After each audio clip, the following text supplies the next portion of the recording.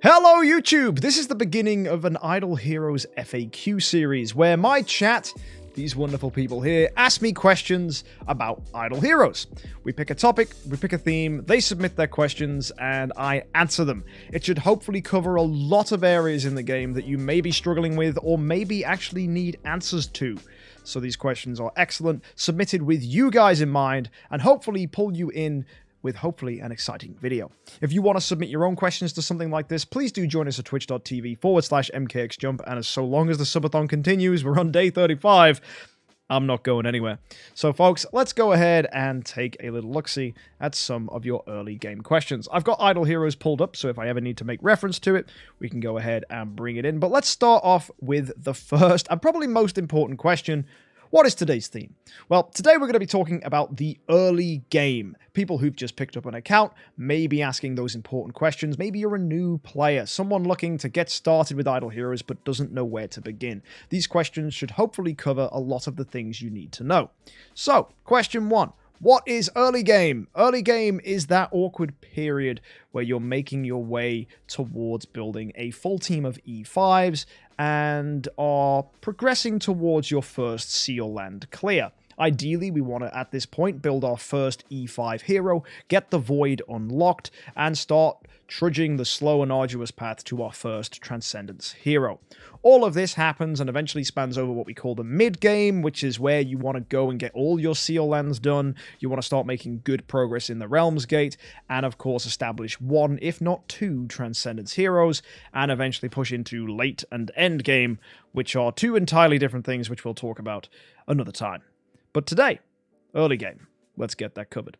So our first batch of questions are all about heroes, and the first one that I think is very important is, why is a first E5 such an important choice? Why do we need a first E5 hero? Well, it all stems to this little fella over here, which says you need an E5 to open it. That is the Void, and the Void is crucial, basically. It unlocks loads of various things that allow you to make progress in the game. If you take a look at my marketplace here, you'll notice I have scrolls and wishing coins and super wishing coins, but if we go across to the VIP series, you'll see that I have a slightly broader selection. By broader selection, I mean I can buy cores, and cores are fantastic because you can cash cores in at the Gate of the Void in the Compass of Transcended, and that will get you not only Crystals of Transcendence to get you closer to building the most powerful heroes in the game, known as Transcendence heroes, but it will also get you Stellar Shards, and Stellar Shards can be used to improve the power level of your hero by imprinting them, and imprinted heroes have a lot more bite and can clear a lot more game modes. So having Stellar Shards is super important, and that's why getting a good E5 is a crucial part of the early game, and unlocking that Void as soon as possible is essential. Next question. How should you build your first E5? Offensive or defensive? And this, I think, is a bit of a unusual question because it makes the assumption that you can choose. I think some E5s are better built offensive, some are better built defensive. Take, for example, a hero like Penny. Penny is able to deal damage to the whole enemy team if she crits, and then she will deal a ton of damage. She is a glass cannon style hero. Sure, she gives herself dynamite and reflective armor, which help her from dying, but really, the main thing that's good about her is that she is a big damage dealer, bursts away the team, and it's pretty darn good. This is an offensive hero. However, if someone went ahead and built, let's say, Eloise as their first E5, Eloise is pretty defensive. She wants to block, she attacks back when she does block, so your main stat you should be thinking about is block. I think the mindset of should I build a hero offensive or defensive is actually incorrect. I think you should build the hero as they should be built for the game mode you're using them in. And that's a very awkward way to answer this because you'll then have a million questions after that. Basically, build your hero in a way that allows them to clear the mode you're trying to do. For example, I love to start with a very, very offensive hero in Seal Land, and then if they're dying, give them some more survivability to allow them to live longer and eventually clear the game mode. It's finding that beautiful sweet spot between the two, and actually you'll find that a lot of heroes that are good first E5s have that sweet spot. They are both offensive and defensive, because a dead hero is useless, but a hero that can't kill anything is equally useless. So you need a balance of both. Another question here says, often a specific hero is said to be good at a certain game mode, such as Heartwatcher with Broken Spaces or Penny at Aspen Dungeon.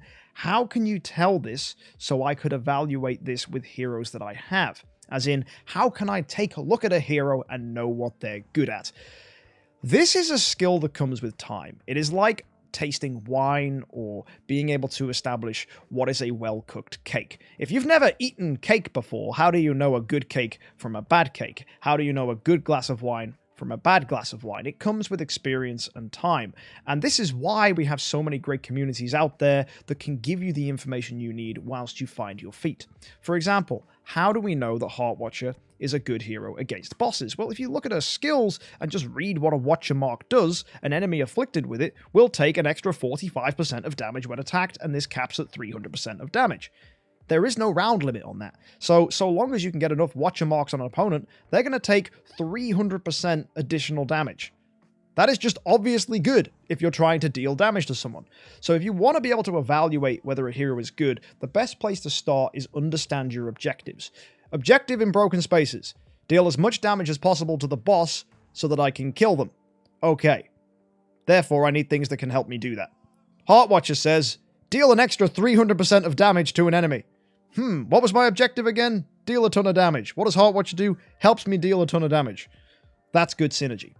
That's what you need to think. You need to have goal-orientated analysis. Whenever you're trying to beat a game mode, think about what it is you need to beat that game mode.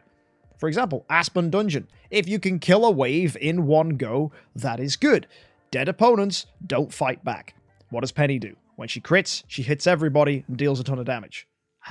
That's why she's good at Aspen Dungeon. Lots of game modes where if your opponent attacks you, such as a wave of 4 Oberons and they can twine you and suddenly you lose, that is bad. If Penny crits one of them and then kills everybody, suddenly there's no Oberons left, and that wave doesn't seem so problematic. It's understanding about these different objectives you're trying to achieve and whether heroes are able to do them is how you analyze the performance of a hero. Sometimes that just has to come with time and experience to understand what the goals you're trying to achieve are.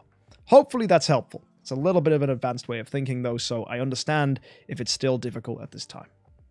How to build teams for synergy. Wow, this is a really interesting question. So synergy in and of itself is a very advanced concept. I'm surprised by some of these questions because I'm thinking, how do we help early game players here? And you're saying, how do we build teams for synergy? Okay, so as an early game player, the best advice I can give to an early player is with immense difficulty. It's very difficult to build early game heroes that synergize with one another.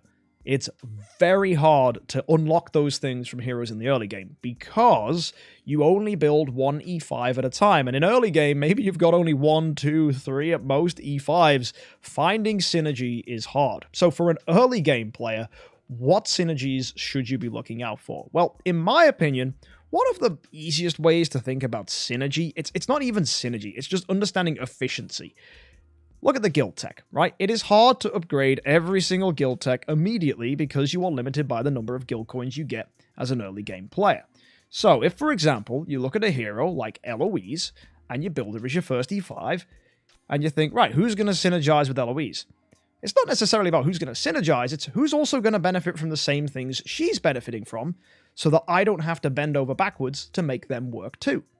Other rangers, because they all share the same guild tech, so that you as a player don't have to spread your resources too thin. Eloise and Penny, or even Waldeck, are all rangers. Inosuke is a ranger. Understanding that they synergize because they all share the same guild tech is helpful. It's not the best synergy in the world, but it still is synergy. Synergy is just a way in which heroes all fight towards the same goal. And there's that word again, goal. Everything is always goal-orientated in Idle Heroes. What am I trying to achieve? Does this hero help? Another really common synergy that I like to talk about is really obvious. Rogan. Read him here. Assassins enjoy double bonuses. Right? That one little sentence tells you that Rogan synergizes with assassins better than normal heroes. Even though he synergizes with everybody, because he buffs the entire team, assassins get double that bonus, so instantly assassins are going to benefit. He also, with his active skill, if you have a read, where is it, attack the enemy with the lowest HP. Twice. So he hits them twice. That's really cool. Okay. Enemy with the lowest HP. Hang on a second. Drake says he's going to defense down the enemy with the lowest HP. And whoa. Sword Flash says that she's going to deal damage 3 attacks in sequence against the enemy with the lowest HP. I understand now. They all do the same thing. Oh, now I get it, right? And they also all happen to be assassins. Synergy, right, is all about heroes trying to achieve the same goal or sharing a particular thing. Counter synergy is conflicting, right? Let's say, for example, I have 1 golden crown, and there are 2 heroes that specifically need that golden crown to do well. That's counter synergy. That is those 2 heroes fighting against each other to use what I have. If I have 2 crowns, it's not a problem. But if you find yourself battling over whether to use one hero over another because there is conflict, that is suddenly the opposite of synergy. Counter synergy. Therefore, you need to think about those things too when planning the heroes that you add to your team. Now, that was a long answer. Let's go for another one. How do I know whether a hero is better suited for PvP or PvE? It doesn't matter. That's the answer. It doesn't matter. Heroes that are suited towards PvP, you just find out by attacking other PvP players and you beat them, right? Watch videos, watch guides, see how heroes perform. There's no way you can know. But there are certain things that are good in PvP. Being fast. Heroes that synergize well together. Coming up with a strategy to beat your opponent. PvP is a weird beast. There is no good in PvP. It changes all the time because heroes have different strengths and different weaknesses, and whatever's possible and usable at the time is always going to change. And therefore, what's good against those teams is always going to change because those teams are changing. PvP is a living organism, whereas PvE is so wide and varied. What you should really be asking is what heroes do things that my team can't already do? That is the question you should be asking, because if you're looking at a game mode and you go, well, I just want to build heroes that are really good at broken spaces, is that smart? You could have 12 heroes that are amazing at broken spaces, but you can only use 6 of them, and actually maybe you only need to use 3 of them. That's not smart building. You really need to be asking, what can't I do, and what heroes are going to allow me to do that? And that requires you to look up guides, ask good questions, and talk to the community. Maybe I'll cover some of that today. Maybe I won't. Let's have a look at the next questions. How can I tell what a good hero is to put in the front line versus the back line? Sometimes I see more players putting aggressive heroes on the front line as a strategy. However, that's not the way the game says you should do it. Really interesting. So when you start the game, you'll notice the game says, put your strong defensive heroes at the front, because that's where heroes get hit more. And that's because traditionally, basic attacks will target the opponent in slot 1. However, as you also know, there's a lot of heroes that target people with the lowest HP. So it really, really doesn't matter at all. The only times it matters is when there are specific things happening that affect which row you're on. So, for example, one of the most common reasons people put aggressive heroes on the front line, in PvP for example, is because this guy exists, Aspen. And Aspen's attack is going to hit enemies at the back. One of them is going to put fear on enemies on the back line. I can't find which one it is. Let's find it. Where is it? Where is it? Basic attack. Targets the back row enemies and has a chance to reduce their control immunity and a 60% chance to inflict fear. Oh no! How do you dodge that? You stick your hero on the front line and then Aspen isn't going to do that to them. It's that simple. Sometimes you just need to know what you're dodging and dodge it. So that's why people put aggressive heroes at the front, because they're trying to dodge someone like Aspen, or because an opponent is just bonking the backline. It's very common for heroes to attack the backline, just as it's common for heroes to attack the front line. The answer is know what you're fighting so that you know how to counter it. That's why people put things at the front. That's why people put things at the back. And Loafer kinda bad for PvP though? Dank, that's because people know how to correctly counter him by putting aggressive heroes at the front, and then suddenly Loafer don't seem so good because the heroes he wants to hit with fear are actually at the front and he can't hit them anymore. So it's about being smart and understanding how to counter your opponent.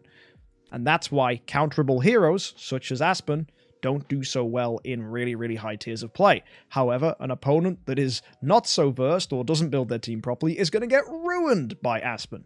So it's just understanding how to counter your opponent with things like that. Next, we have, how do I know what is a good hero? Some elite heroes are considered bad. Yeah, that is a very, very difficult question to answer because it takes time. You just gotta learn. It's like in Pokemon, right? How do you know what every single Pokemon's type and attribute is? from memory. You just gotta know. You just gotta know. It just comes with time and learning and asking. There is nowhere in the game that says this is good, this is bad. And tier lists aren't even that great because they constantly change and go out of date the immediate moment a new hero comes out. It's really, really difficult. So I struggle to be able to explain this to people because it is one of those things where you just have to know. Look at heroes that are further in the list. That's generally a good way to go. But of course, there's always going to be exceptions to that. I mean, you could be smart. You might find a really interesting way to use a Rosa on your team. Is it amazing? No. Right? But it's still doable. Or there's someone like Vesa here that you're like, she's not very far on the list. And then suddenly you find out all those Vesa copies you fed could have become Fairy Queen Vesa. It's just really difficult to know what to use as food and what not to use as food.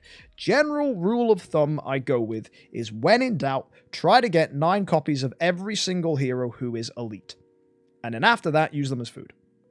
It's that simple. Even heroes like Tix, right? You only need 9 copies. You don't need a second Tix. Copy 10, copy 11, copy 12, unless you plan on using them as itty-bitty baby Tixes, might as well be food. Now, of course, you do want to use them as itty-bitty baby Tixes in some game modes to help beat them, such as Mim Waves or things like Sealand.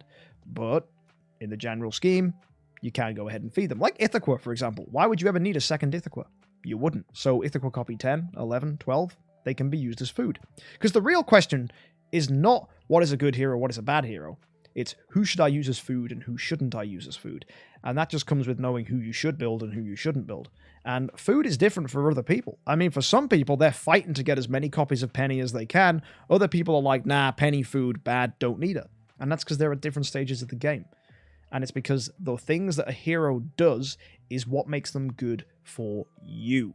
For example, if I have a Tix who's already gone and cleared Aspen Dungeon, and I've already done Fortress Sealand, Penny just lost all her value because she's good at Sealand in the Fortress faction, and she's really good at dealing with Aspen Dungeon. If I've already done those 2 things, Penny goes from being a good hero to being a bad hero. And it's knowing what goals am I trying to achieve and which heroes can get the job done. If the things that Penny's good at, I've already done, she ain't doing any jobs, and that makes her bad. So the important thing is not, is a hero good, is a hero bad? It's, do they achieve a goal that I'm trying to achieve? And again, that comes with asking questions, learning how heroes function, and that takes time. What is a good E5 to build first that is easy to get copies of? Not Garuda. MK's top suggestion is Drake, lol. Well, if you think my top suggestion is Drake, it means you watched a video and misunderstood it. The video where I said Drake is the best E5 was not the video where I said who the best first E5 was. Drake, in my opinion, is pretty darn cool. I like him a lot, and I think every account needs one.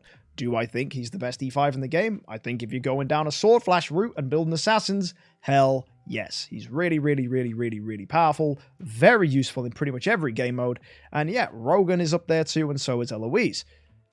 Do I think you should build him as a first E5? Nope. I did it on the VIP series because I thought it would be cool and funny, and because it was a swap event, so I'm going to swap into the light and dark hero of choice, and in my mind at that time, it was Drake, so of course, that's why I went with Drake. It just happened that that's what happened, right? It was a weird event, and that's what I was forced to do. That isn't an answer to the question. The answer is not Drake. The best first E5 that you should go for, except for Garuda, because she's the one that's easy to get copies of. So let's immediately discount that. Let's say, right, if you can't get anybody else as an E5 and Garuda's the one you've got copies of, build Garuda as your first E5. Fact. This is a question asking, who else should I go for?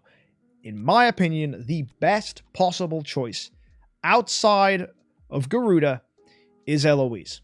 It has been done numerous times on free-to-play accounts and spender accounts alike. Building Eloise as the first E5 is the best strategy. And a lot of people ask why. What is so special about Eloise?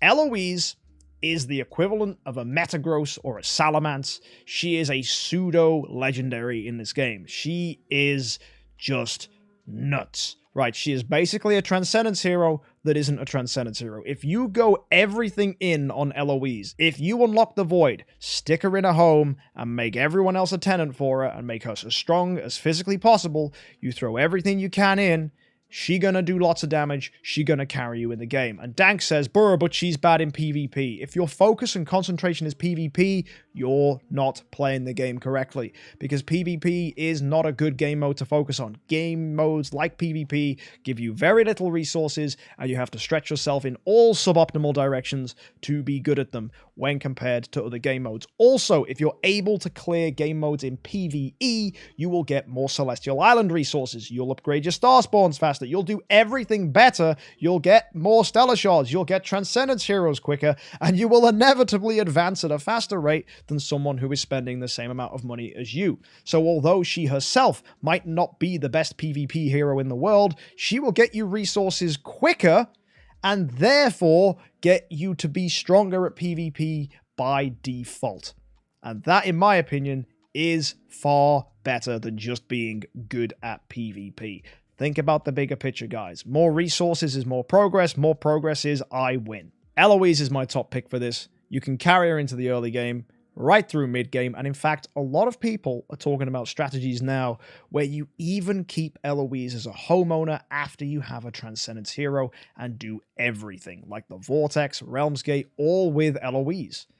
In fact, there are some circles that are saying you should even go with Scarlet Queen Halora as your first Transcendence hero because you've gone everything after Eloise, and you should just wait to get Swordflash as a second Transcended.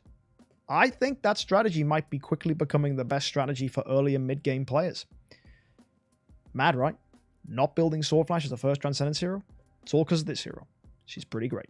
Should you save all natural 5 stars and only use them as 10-star fodder? No. No, you shouldn't. Should you save 5 natural 5 stars?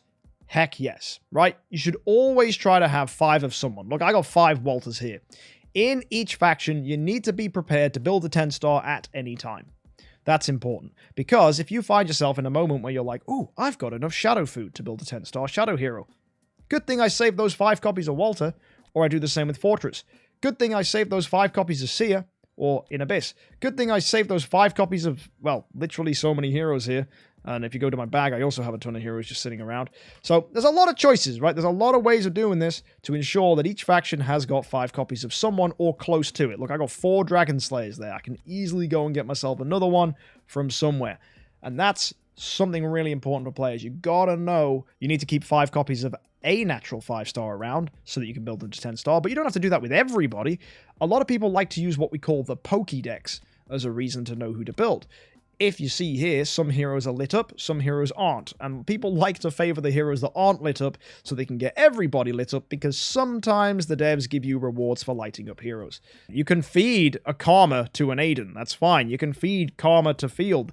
It all works. It's just ensuring that when you need to, you've got those 5 copies of someone around. Because bag space is a thing, right? If you fill your bag with every single natural 5-star with the intent of building them to 10-star, you're gonna run out of bag space real quick. I've fed a bajillion Aidens and Walters and Bades and everybody to each other just so I can build 10 stars. It's a bad move to just go ahead and save your natural 5 stars. It's actually worse than just feeding them. The important thing, save 5 copies of someone, but not everyone. And the final question about heroes is, what is the easiest way to get resources to level up my heroes? The easiest way is don't waste them. Do not spread yourself thin across multiple heroes unless you really need to. Easiest way to get resources as well is focus on game modes that give you them. So let's go take a look at monthly events. Let's remind ourselves, Broken Spaces gives you a ton of Golden Spirit. The sooner you can get to Broken Spaces 7 beaten, the sooner you get more Golden Spirit. You can also buy it with money. I wouldn't encourage you to. Make sure you log in every day where you can claim it and bring it in. There's loads of different ways to pick it up. Make sure you're as far as you can be in campaign. So many ways. The important thing is that you're logging in, claiming those resources, and not wasting them. Gold is one that people struggle with because it's needed for monsters, it's needed for armor, it's needed for heroes, it's needed for stones. That, my friends, is just something that comes in time. You have to just be careful with what to spend and what not to spend. And sometimes it just takes patience. In fact, the people that ask about spirit and gold the most are whales, because they've spent so much money building heroes that they don't actually have enough resources to upgrade those heroes. That's important. be careful, don't spend too much, and be diligent with when you use your golden spirit. Spirit is always the common denominator. Also, though, I will say, if you find yourself with a massive surplus of gold, don't forget that you can actually buy spirit with gold. And at a time, there are many people who go ahead and spend gold to buy spirit. It's a thing. It's very common. Because at the end of the day, sometimes you just have that much gold and so little spirit that buying 100 million spirit for 150 million gold sounds like a good deal. We move on to our next section now, and this is all about gear. What are good artifacts to use that are not mysterious, that are good for free-to-play players? I like this question. I think this is really helpful, because I think a lot of players feel like, oh, but so-and-so said to use Golden Crown, or so-and-so said to use Punisher of Immortal. I don't have that artifact. What do I do now?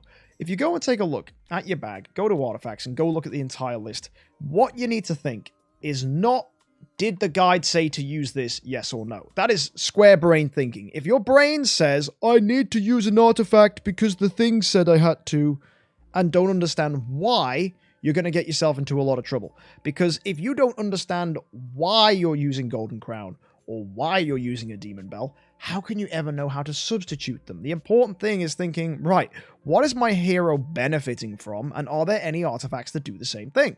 For example, if you're using an upgraded Augustus Magic Ball, you've got a few things to think about. There's block, speed, and attack.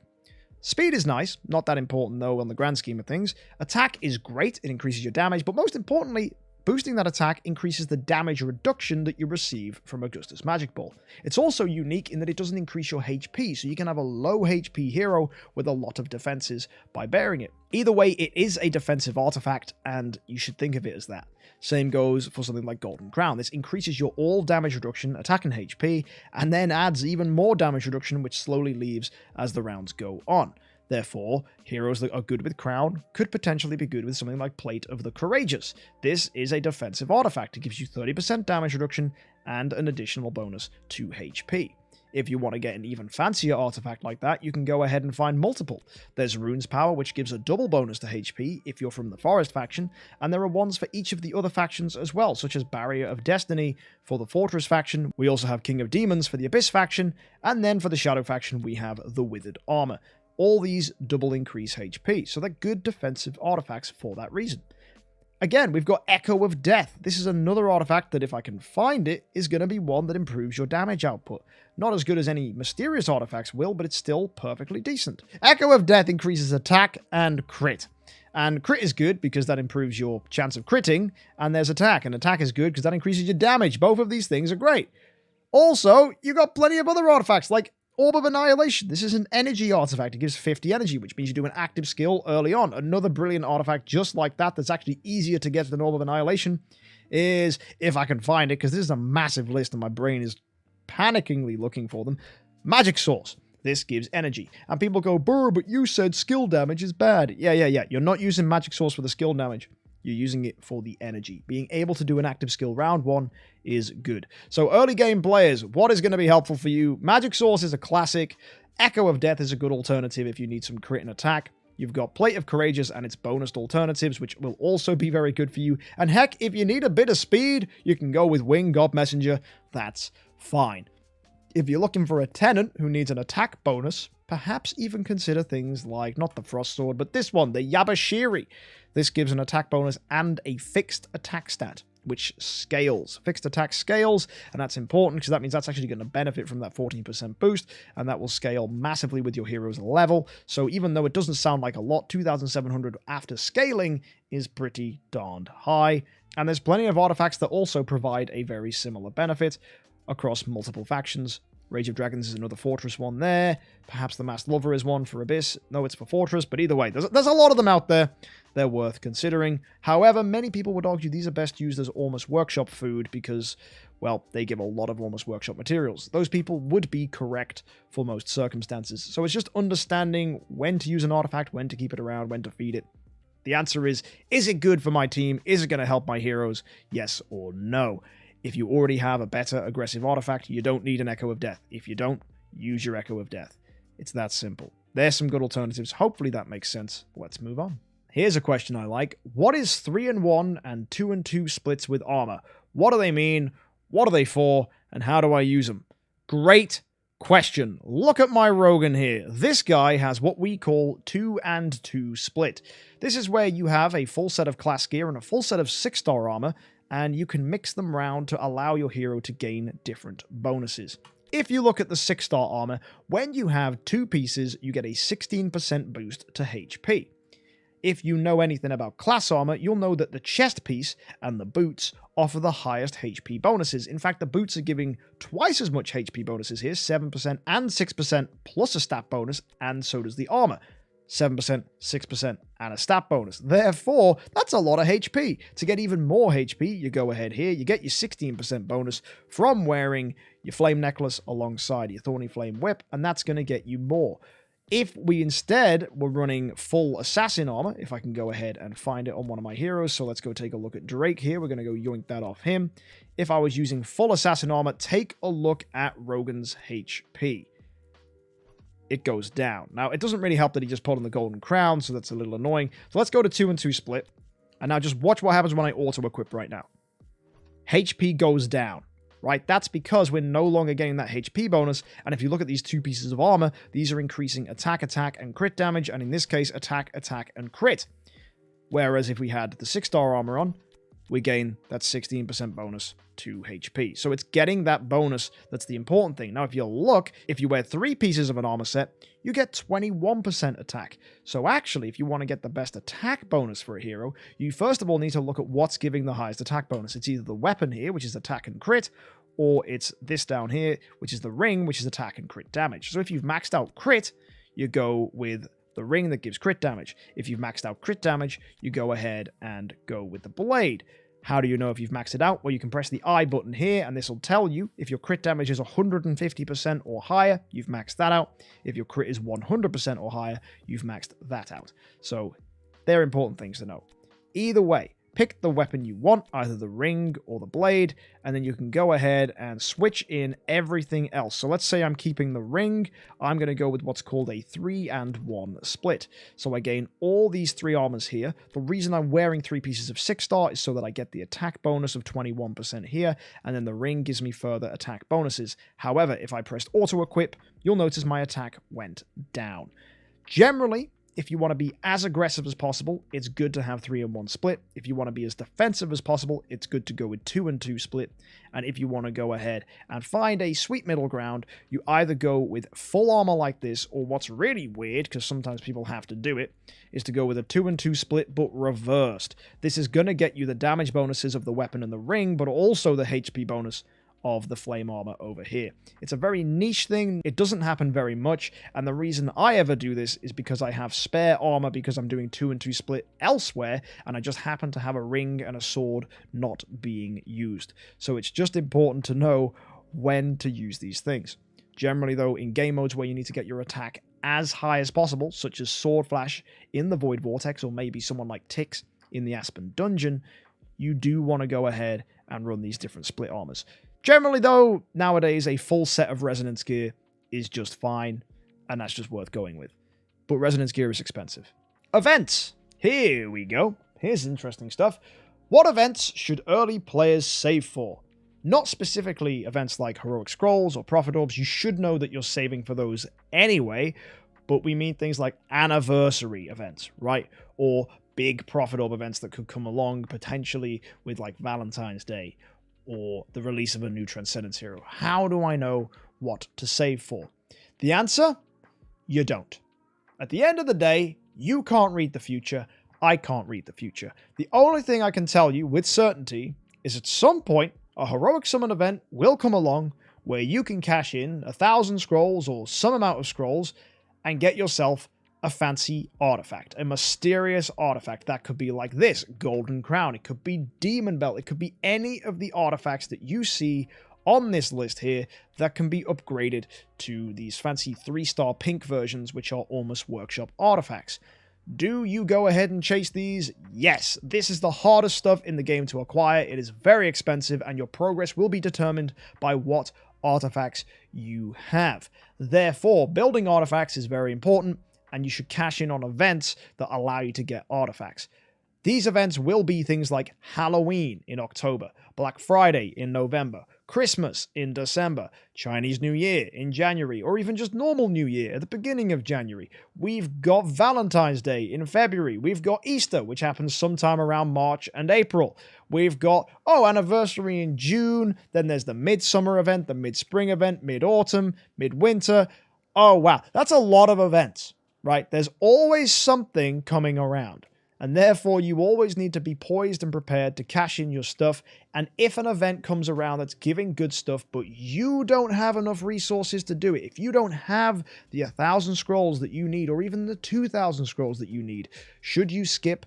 Yes. Ignore that event, move on, let it pass you by, and we go ahead and wait for the next one to come along so that you can get yourself an artifact. Do not cash in 500 and think, well, I didn't get enough, I'll wait for next time. Because cashing it in and saying, I'll wait for next time, is not the same thing, right?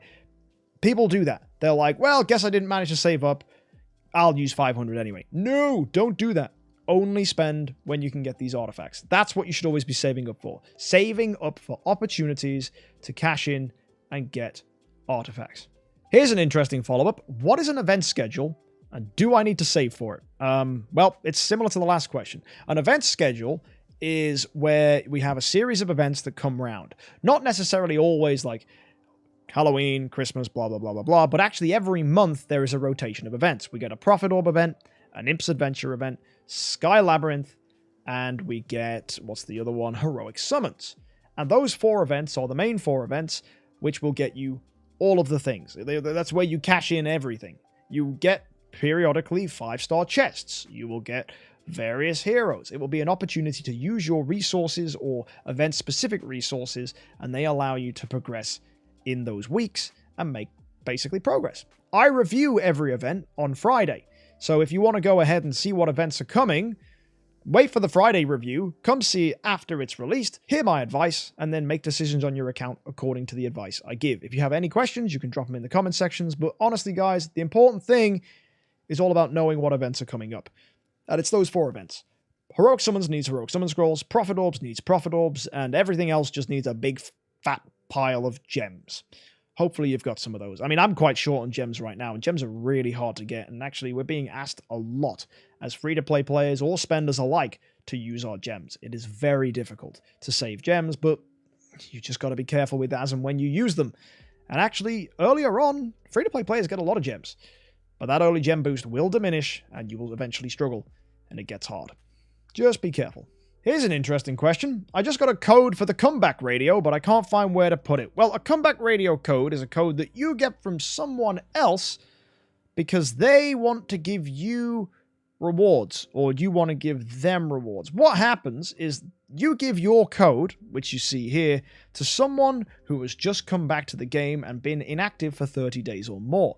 They use your code, enter it into their invitation list, and you can find them in your application list to accept them, or the other way around. You ask for someone's code, input the code here in the Bond radio, and then you wait for them to accept you in their application list. And then eventually you can go to this thing here called the Bond Quest, where if you do all these different tasks, you get rewards.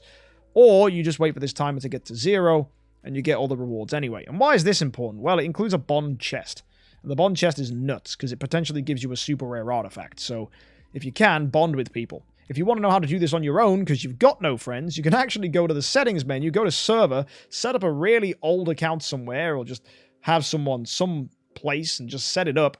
Don't touch it for 30 days after you've leveled it up to level 50, and then come back to it after 30 days, and it'll say, oh, you're a new player, want to bond with someone? And then just literally give them the code that you have to yourself to bond with that account, because friends are overrated.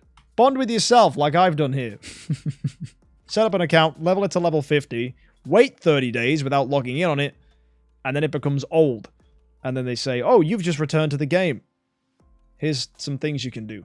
When should I use the lucky dice in Imp's Adventure? Ooh, this is an excellent question. So, Imp's Adventure, we go ahead and we roll dice and we move around. And at some point, you'll land on this hut over here called the Lucky Hut and get a lucky dice. And the lucky dice can be used to land on anywhere within 6 spaces by telling the dice to be a 1, 2, 3, 4, 5, or 6. You should always ideally use a lucky dice when you are on this square here. You're on this square here, where my circle-y mouse is moving. On this square here, here, and probably not here, but you should always use it to get to the Lucky Hut again. Why? Because you cut off a few squares, and then you return to the Lucky Hut and get the dice back. So it's free movement. So you sit on this space, roll a 6, and then return to the Lucky Hut. You get the idea? You land here, roll a 6, and you cut off this entire corner for free, which means you pass over a Starry Mushroom Hut without having to do anything, and it massively improves your odds of getting these higher rewards on the bottom row in Imp's Adventure. You should always do it. If you ever find yourself getting a spot here where you're 1 away from the Lucky Hut, I prefer to roll an ordinary dice, because there's a 50-50 chance you land somewhere you want to. Either this Starry Mushroom Hut to upgrade it, this Wishing Hut here to get the dice back in the first place, or you might roll a 1, land on the Lucky Hut, and now you've got 2 lucky dice, where you can go ahead and pinpoint specific Starry Mushrooms that you need to land on to upgrade them, because that's going to help you make progress in the long run for your Imp's Adventure, because you want to upgrade those Starry Mushroom Huts as fast as possible. So that's when you should use your lucky dice. When should I use my Super Wishing Coins? Ooh, so Super Wishing Coins can be used in here, and you'll notice that the rewards you get in the Super Wishing Coins change. The main two that change is gold and the hero available. You'll find most likely that you should only spin this when either there's a massive amount of gold and a hero that you kind of want, or a hero you absolutely want shows up. Now, Seer, who just showed up for me on the VIP series, that's a hero I actually do want from Super Wishing Coins. So this is when you spin. When someone like Seerhu, a hero that I'm looking for, shows up. For you, it might not be Seerhu, it might be someone else. Maybe the hero you're building is your first E5 shows up and you want to get more copies of them, like Eloise, for example, and you're like, I'm absolutely spinning, let's go. That's a good idea. But generally, guys, you'll also see that the probability of getting that hero is quite slim. It took me a few rolls, and actually sometimes it's good just to get a lot of gold in the process, because gold is good. I did, however, get Seerhu, so that's nice. Lucky me.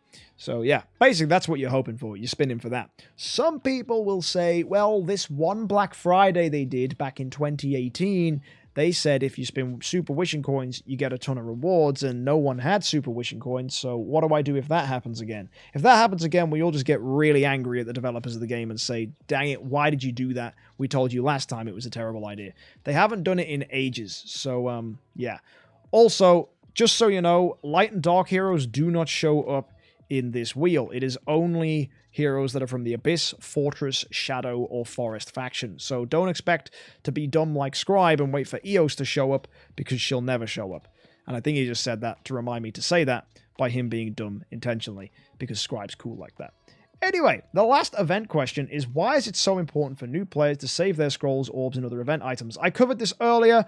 We want artifacts, and artifacts are great. It's like stopping your progress momentarily to ensure that you get better progress in the long term. You are waiting for big events to come along, such as like a Prophet Summon Prize event or something like that, that's going to give you a ton of rewards so that you can then go ahead and get the best stuff for your account. Some Prophet Orb events are better than others. Some Heroic Summoned events are better than others. And it's all about timing and saving for that perfect event so that you have everything you need, so that you don't need to spend any money to get the best rewards for your account. Because at the end of the day, spending money sucks, but saving and winning loads of free stuff is pretty darn fun. Another important thing, actually, that's worth mentioning is if you go to the information here about summons, these heroes have a really, really low chance of coming out. But actually, the chance of getting a 5-star is doubled during Heroic Summon events. So you should never, ever, ever just go, oh, look at that! I've got 690 scrolls. I know, I'm going to open them all, because you've got to wait for Heroic Summon events in the first place. And even then, if you're not opening and you're not getting an artifact as a reward, you're doing a silly. So save, wait for better stuff. That's what you need to do. The next section is game modes. As a new player, what is the most important game mode to focus on, and why? All of them. Every single one of them.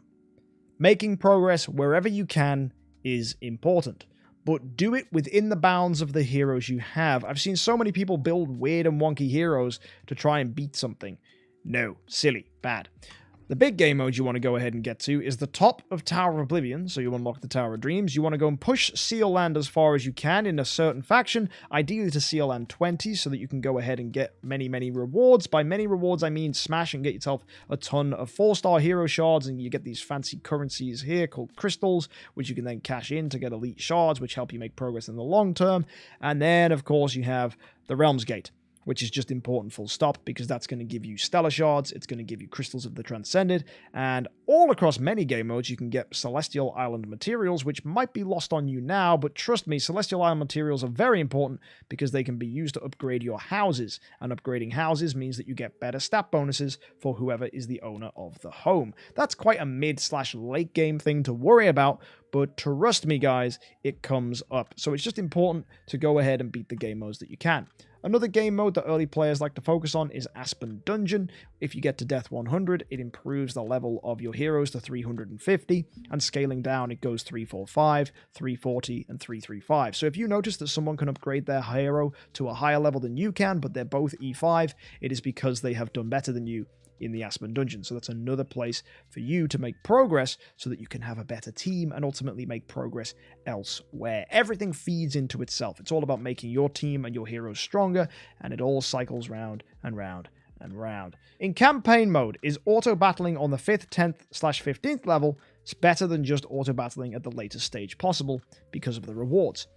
If you don't know, it is a common practice, such as where I am right now, to go back a stage and go, right, here this says 36.5. If I go on here, you'll see there is a chance that I get 5-star shadow heroes as a reward. So I'm going to auto battle on there. But see, these earlier stages, they do not have that chance. So it is not an unusual thing to do to go ahead and sit on a stage because it gives better rewards. So what we're doing is we're sacrificing potential gold and spirit in return for hero copies from this end one.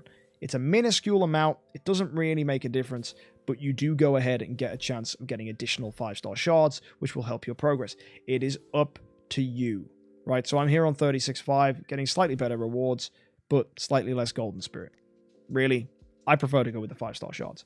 For the adventure game mode on Celestial Island, is it better to go for the 9-star missions or the 6-star missions? Great question. So, when you go to the Celestial Island, you will eventually be presented with the choice of going on a 6-star mission or a 9-star mission. I am currently on a 6-star mission right now, and generally you get a decent amount of adventure medals and XP proportional to the time it takes. That's the important thing. You've got to look at how long the adventure lasts and what you're getting for it. You'll notice that there is one particular 9-star mission that gives you good proportional rewards, and that is called Dagon's Abyss. Other than that, it is better to go ahead and chase 6 stars, because the 6 stars you're looking for will generally be used to upgrade heroes, and if you have 3 6-star puppets, you can go ahead and build a 9-star. Dagon's Abyss, though, gives you a 9-star, and it takes a good amount of time, so I would always go for Dagon's Abyss when it is available. It is a swirly little portal in the middle of the ocean, and sometimes it's unlocked, sometimes it isn't.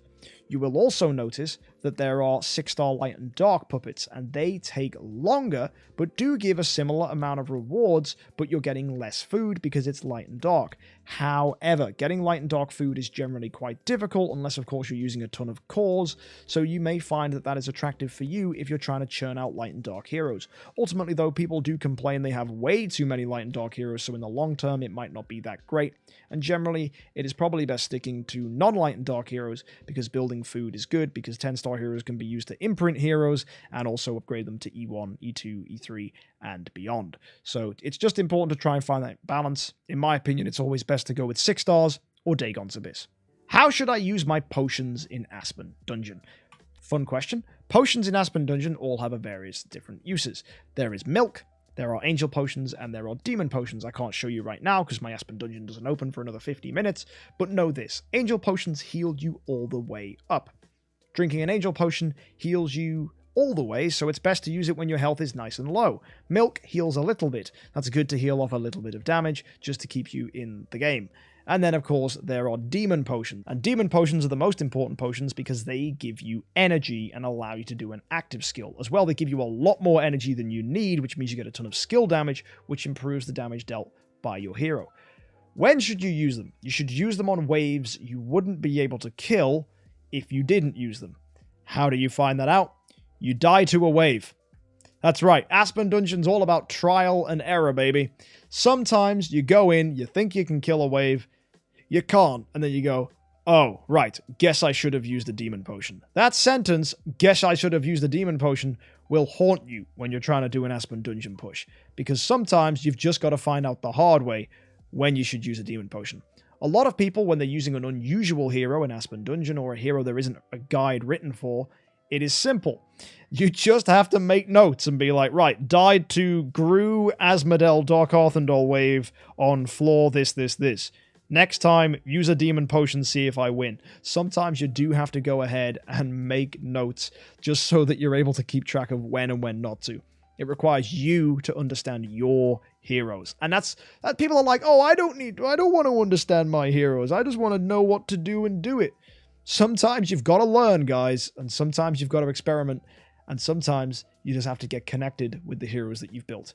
And a lot of people don't like that. If you don't like that, well, you're going to be worse than people that do that. And that's just something you need to accept, because understanding your team is a fundamental part of playing Idle Heroes. A follow-up on that, when should you use multiple demon potions? Well, if one demon potion wasn't enough and you still didn't beat it, then try using a second demon potion. As I said, demon potions give you a lot more energy than you need, and having a point of energy above 100 improves your skill damage. So the more points of energy above 100 you have means the more skill damage you get, and inevitably that means you deal more damage. So basically, if you really want to burst through a wave, drink 2 demon potions. If that's not enough, drink 3 demon potions. Sometimes just go, screw it. I'm on death 100. I need to clear this to beat the whole of Aspen Dungeon. I'm drinking all my demon potions. Bam. Waves to look out for. Waves with Bloodblade. They're not fun. Waves with Asmodel. Very scary when you start to find out that you die to his crit marks. That happens deeper into the Aspen Dungeon. Watch out for Asmodel. Oberons. Very scary. Just waves with 4 heroes in general are pretty intimidating. Watch out for them. They can get you. And, you've just got to know when to use them. Got to know what you die to, guys. It's that simple. Heroes like Penny, they don't even care. Penny's like, oh, I crit, you died. Active skill or not. So sometimes it's by the by. But generally, if you can, learn how your hero works. And sometimes you might need more than 1 demon potion. Why does everyone put so much focus on beating Sealand? Great question. Sealand gets you 4-star shards as rewards. The more 4-star shards you have, the more heroes you can fuse. The more heroes you can fuse, the more 5 stars you have, and the more food you have. The more food you have, the more E5s you build, and the more E5s you build, the more progress you make. And the more progress you make, the more heroes you build, and the more heroes you build, the more progress you make. And the more progress you make, the more heroes you build. You get the idea. And eventually you make so much progress that you have a really nice house with lots of people in it where only one of the people in the house is actually useful. And that's pretty much how this game works. It's build, build, build, make some progress, make some more progress, build some more, make even more progress, ta-da. Game modes like Sealand allow you to get food. Food allows you to make progress, progress gets you more food. It is a vicious cycle, that's how it works. Why is Sealand also important? Well, if you go to the Gate of the Void, look at the Temple Void, go in here, you go look at Sealand, you do more damage in the Void by 30%. That's pretty big for doing a stage 20 clear in each of your Sealands. So beat all of your Sealands, and you go ahead and get yourself additional bonus damage against Dark, Light, Abyss, Fortress, Shadow, Forest, depending on all the clears, even Transcendibob heroes. You do more damage to by 30%. 30 is a massive number. So the more damage you do, the better your progress. The better your progress, the more heroes you make. The more heroes you make, the better your progress. Simple. What are good items to buy from Brave Trial? Ooh, I like this question. This is a good one. So, what do you buy from Brave Trial? Why and when? So, you can get hero copies. Hero copies are great to pick up if they're heroes you need or they're very rare. So, for example, if a carry pops up, you grab that. That's good. If a Delacium pops up and you're trying to build him pretty soon, you grab Delacium. Go for heroes when you're trying to build them or you think you'll build them in the future and you don't already have enough copies. Other things I like to pick up are skins. Now, unfortunately, I already bought them, but basically, go into here, you'll see that you can buy skin shards from Brave Trial, so you can fuse them up, and inevitably, you can go ahead and fuse all your skins just like this, to make elite skins. Ta-da-da, just like that. I got an Eloise skin. Woo! There you go. Amazing. And then you can then use skins to upgrade other skins just like this, and then ta-da, the skin becomes legendary. Now, I'm not going to do this because a lot of these are festival exclusive and I shouldn't get rid of them, but eventually you acquire a lot of skins that you can safely get rid of to make other skins legendary, and then the more legendary skins you have, you can go to the Celestial Island, and there's this little box here which shows them all off and gets you additional stat bonuses. So basically, the long and short of it is skins are good. Get them. A common early player question is, why is night mode in Brave Trial so hard? If you get to stage 3 in Brave Trial, you might notice you're fighting some opponents that are really, really strong. And you'll then think to yourself, well, that's not fair. How am I supposed to beat that? What happens is simple. It randomly takes someone for you to fight from either your server or a server very close to yours. That opponent will typically be of a level close to yours. Now, there just happens to be this thing in the game called money, where you can spend it and become poorer to become more powerful in Idle Heroes. And there are some people that spend a lot of money to become very powerful, and then you randomly face them because you get unlucky. And then you can't kill them because they're really, really powerful. That's normal. Happens all the time. Sometimes it's the other way around. You're the one that spends all the money and you're like, wow, this is really easy. Yeah, well, you're no fun. People that are dying and losing to this and night mode and all that stuff, it's because you'll just find someone more powerful. Eventually, you'll get to a point where the levels balance out. People have far exceeded you and zoomed away because people that spend money level up faster. And you should be okay, right? You should be fine at beating those people eventually. You'll be alright. So be careful. It will suck for a bit, but eventually you should be able to do night mode pretty consistently, and all you have to do is beat it 3 times, and then you can press the smash button and never worry about it again. Just like I did here. I went boom, smash, and the whole thing just magically cleared. Isn't that great? Are space gems worth crafting in the Celestial Island? No! Don't buy space gems. Space gems used to be good. These little fellas here. I would always use void stones whenever possible. Wait, no, not that. Are these space gems? These are space gems. There they are. Space gems cost 2,000 void stones, whereas materials such as rocks can be made in the Celestial Island as well, and they're a lot cheaper. This is going to get you 1 additional piece of backspace. Bit rubbish. Rocks, on the other hand, that's going to allow me to go to the Cloud Island and improve my firepower of my sword flash. It is always better to save your void materials and stuff, whatever these are called. Void stones, rock stones, core things. Stone of Void, that's what it's called. It's always best to save your stones of the void for basically building Celestial Island materials. Do not go and build anything else. Space gems, as cool as it is, increasing your backspace, it's just not worth it. So you want to go ahead and build these, right? Rocks or wood. Or if you've upgraded it, iron or fluorite. Whatever you need to upgrade the homes of your house for your hero. That's the important thing. Unfortunately, a lot of people stare at this and go, oh man, more backspace for my heroes? That's great because I don't spend any money. True. If you don't spend money, you'll notice that your backspace is a bit tight. And that's because VIP players get more backspace as part of their perks. So if I go to benefits here, you'll notice I have 50 additional hero slots. That's pretty nice. Obviously, though, if you are not spending, you don't get that benefit. Really, if you wanted to go and increase it, I'd use gems, but even that's a bit of a stretch. But Celestial Island materials are very important. Don't build space gems. They're not needed. Now we're going to finish up with some general stuff that should hopefully help you new players with some basic information. What should players not spend their gems on?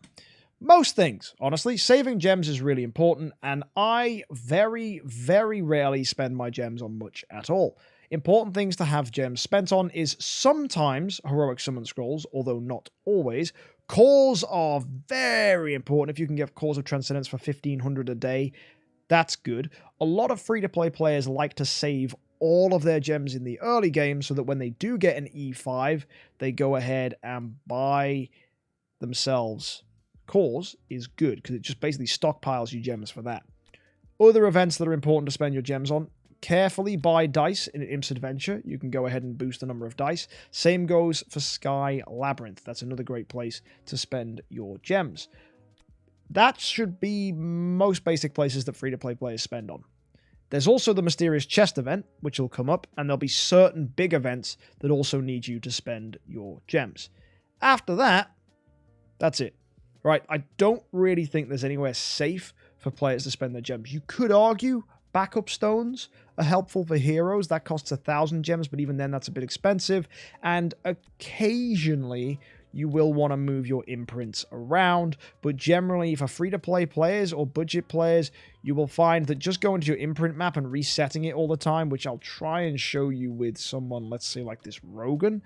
If I do it, I can spend 500 gems and I get all of this stuff back. If you find you're doing that a lot, you can quickly burn through your gems, which is quite dangerous. Yes, Baseman. That's another great place to spend your gems, is actually here in the Grey Dwarf's Blessing. So, for example, I can turn a 4-star armor into a 5-star armor using a bit of gold and some gems. For 6-star armor, I can get that by using 5-star armor, some gold, and some gems. For class suits, it requires 6-star armor, more gems and more gold, and then finally resonance suits will require 6-star armor, that class armor, and a ton of gems and a ton of gold. So if you do want to get resonance suits on your most powerful E5s to make them as strong as possible, it will require a lot of gold and a lot of gems. So you've got to be really careful. A lot of things are asking you for your gold and your gems and other resources. Sometimes you just got to make those smart decisions, and that's why we want to make safe decisions. Here's another piece of general advice. Always use guild coins in the guild tech.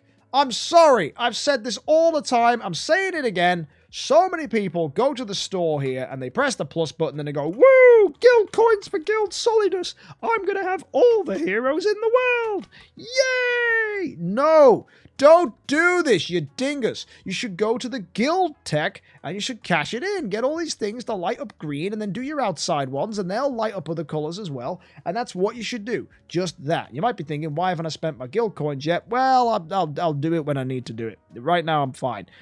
I kind of want to save my gold. Although I do have a lot of gold, so it's kind of fine. But it's not that much gold, cosmologically speaking. Generally, you need a massive stack of gold to feel comfortable and secure. I don't feel comfortable and secure with that much gold. It's not a big enough number. 1 billion? Yeah, then I'll feel happy. 2 billion? That's probably too much. Either way, let's just keep going. Use the guild tech.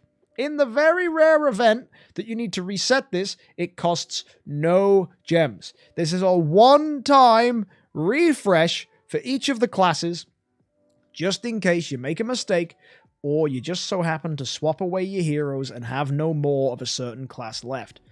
If, however, you need to do it again, it's 2,000 gems. So, you should never ever need to spend 2,000 gems, because you should never ever mess up your guild tech. No, you get a one-time reset. A one-time reset. 0. I've never done this on my account. I've never reset. Look, 0, 0. You shouldn't need to do this. If you find yourself constantly resetting your guild tech, what are you doing? You're being a dingus. That's a waste of gems. Never use gems for that. Bad. Naughty. Also, you might find you can spend gems to attack the guild altar. Some people like doing that. Okay. I don't really like doing that. Competitive reasons, yeah, I want to do loads of damage. Let's spend a ton of gems. Is it smart, though, to spend additional gems every day just to smack the guild altar? Probably not. Another place people like to spend their gems, which this is one I kind of get, they like to buy extra attempts in the Seal Land. Now, 200 is a little too rich for my blood, but there are a few that you can buy for 100. I think the first 3 bonuses are 100 each. So it's 300 to get 3 additional smashes. If you've got spare gems daily, go ahead. It's kind of worth it, especially if you're getting these treasure boxes. Yes, I like these a lot. Obviously, though, if you do find that you're in a little bit of a situation where you're a bit short on gems, don't do that. It really depends on your gem financial decision. Be smart, be careful. There are places to spend gems. Only ever buy heroic summons for gems if they cost 125 gems or less. 150 is too expensive. 8 for 1,000 should be your benchmark point. I buy these because I have gems coming in. In fact, I might need to stop because my gem count is low. A lot of people shouldn't be buying this. It's probably even too expensive in and of itself. I do not buy profit orbs. You get so many of them. They're not hard to pick up. And actually, a lot of people forget that this exists. There's a thing called the Arena Store somewhere. There it is. And you can go ahead and cash this in for profit orbs. I have 140 profit orbs just sitting here in Arena coins. You might forget it's a thing, but trust me, it's a thing. You can get profit orbs from that shop. People forget about it so much so that they miss out on a profit orb event because they forgot to cash in their Arena coins. People in chat will tell you they've done it. So that's another thing. You don't need to buy profit orbs with coins. You can buy them in other places with other things, and it's fine.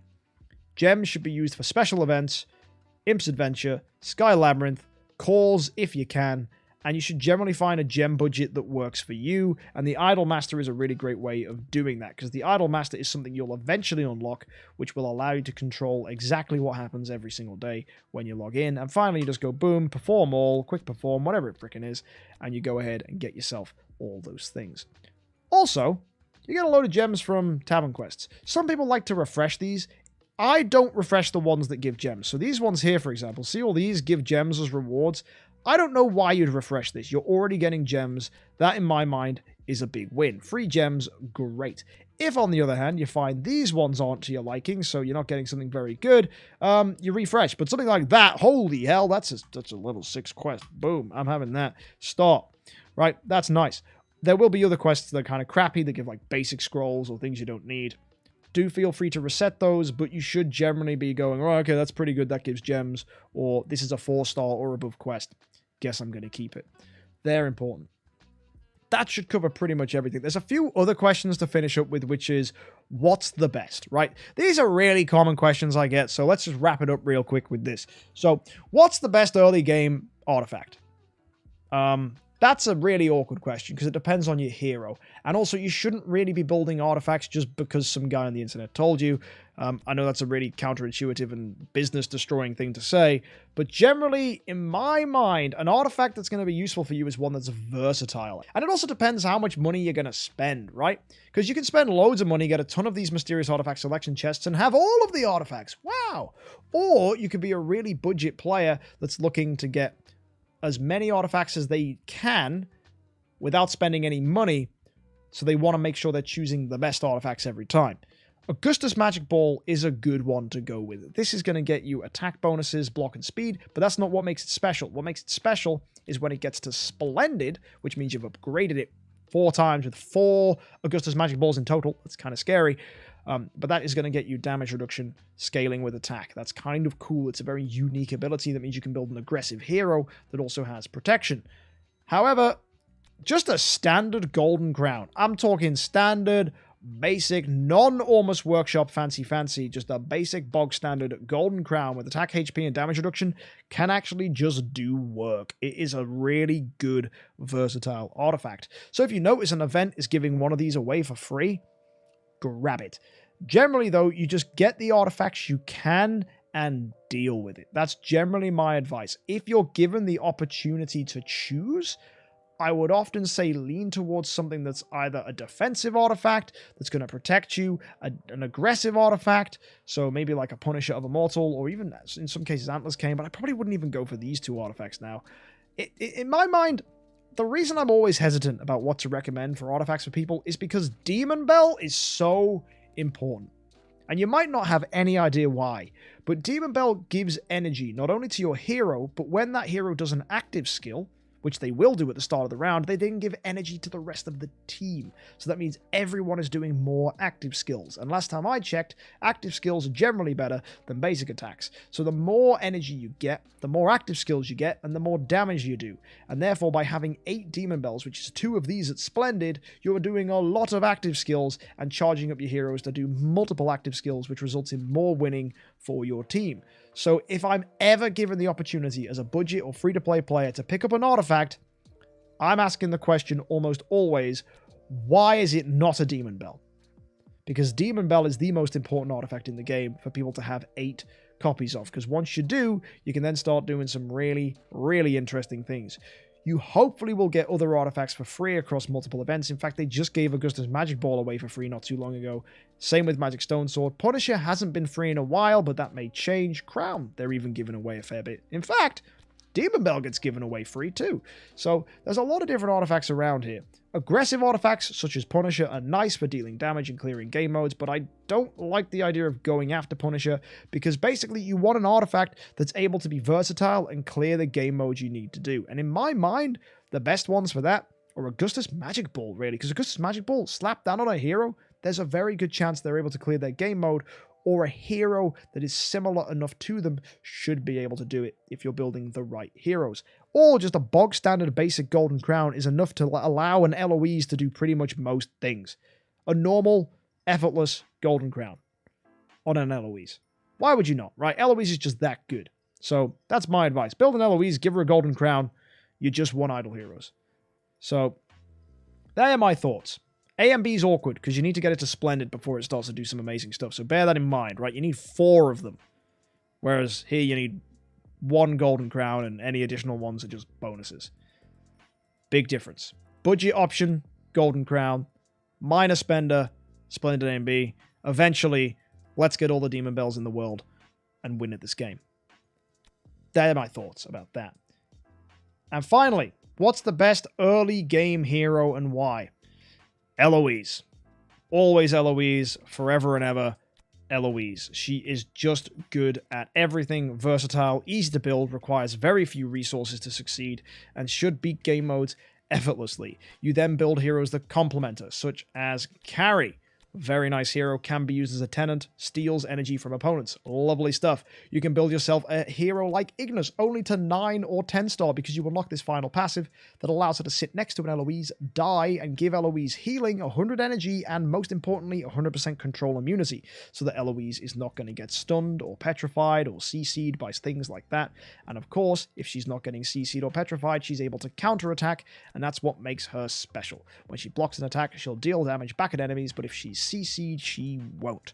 So you need to ensure that she doesn't get controlled, and that's why Ignis is important there. Other heroes like Waldeck have some synergy, but there's plenty of good heroes to choose from. But generally, the best hero in the early game, without a doubt, is Eloise. Can't go wrong with her.